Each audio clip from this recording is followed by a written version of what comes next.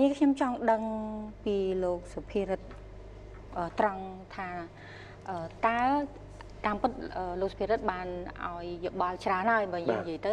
តាំងពីដើមមកតកតងទៅនឹងថាតើគួរធ្វើមិនខ្លះប៉ុន្តែជារួមថាតើលោកសុភិរិទ្ធមានជា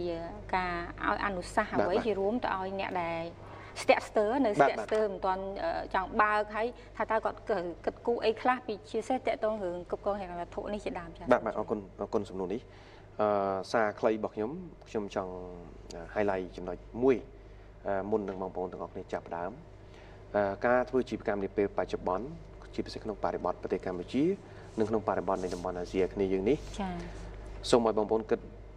ពីអាជីវកម្មមួយដែលខ្ញុំបាននិយាយពីនិរន្តរភាពអាជីវកម្មក្នុងតាំងពីវគ្គទី1មកម្លេះហើយខ្ញុំនៅតែបន្ត repeat ដដែលថា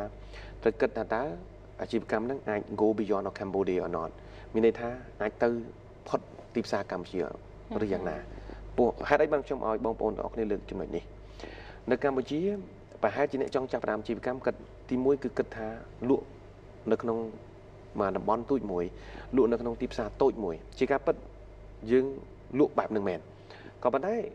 ស្ទើរតែគ្រប់អាជីវកម្មស្ទើរតែគ្រប់វិស័យទាំងអស់យើងត្រូវតែមានគំនិតមួយគឺត្រៀមខ្លួននៃការប្រកួតប្រជែងជាមួយនឹងគូប្រកួតមកពីខាងក្រៅពីព្រោះទីផ្សាររបស់កម្ពុជាទីផ្សារសេរីซึ่งគ្រប់តែវិស័យទាំងអស់គឺសុទ្ធតែមានតួអង្គមកពីក្រៅប្រទេសអញ្ចឹងបើសិនជាយើងមានប្រកាន់ជាប់នៅផ្នត់គំនិតមួយថាអ្វីដែលយើងគិតអ្វីដែលយើងចង់ធ្វើពិតជាមាននិរន្តរភាពហើយពិតជាអាចមានភាពធន់ហៅ resilient ហ្នឹងគឺខ្ញុំគិតថាអាជីវកម្មនោះប្រកាសជាអាចទៅមុខវែងឆ្ងាយក៏ប៉ុន្តែការគិតនោះជាសោតក៏មិនមែនគិតរហូតដល់លែងហ៊ានធ្វើដែរនៅក្នុងសហគ្រិនភាពគេនិយាយអំពី risk taking បាទនិយាយពីហ៊ាន take risk ពាក្យតែហ៊ាន take risk មានន័យថាបថុយឋានបថុយកន្លែងនេះមិនដូចលេងល្បែងស៊ីសងទេបថុយកន្លែងនេះគឺបថុយនឹងបានមកវិញអីអាចបានបទពិសោធន៍ឬក៏អាចបានប្រាក់ចំណូលឬចំណេញនឹងការពង្រីកទៅវិញប៉ុន្តែបើអត់មានការបថុយឬក៏អត់ហ៊ានទេបងប្អូនចង់ឲ្យបានវិជ្ជាលក្ខ1+1ស្មើ2នៅក្នុងពិភពនៃធុរកិច្ចប្រហែលជាមិនអាចស្រួលគិតនិងស្រួលធ្វើបែបហ្នឹងទាំងអស់ទេអញ្ចឹងកំណត់ដែលខ្ញុំចង់